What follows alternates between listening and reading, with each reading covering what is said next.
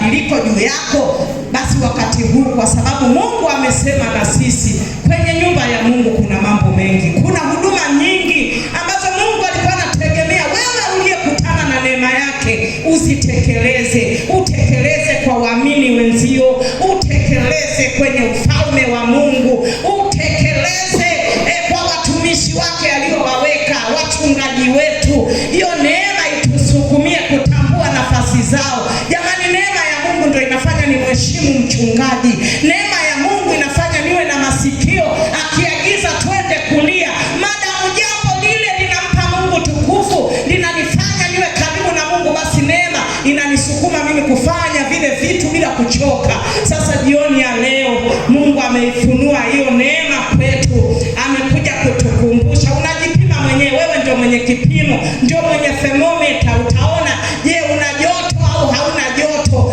Thermometer yako mpaka hapa kupitia Roho Mtakatifu imesoma. Na kusimu Mpendo, piga wimbo pale, unaendelea kuimba taratibu. Ninakusimu mtumishi wa Mungu, neno limekuja, usilichukue kama jana. Neno limekuja, usiseme nimesoma sana. Na andiko hili ni kweli, watu linatufundisha kuwa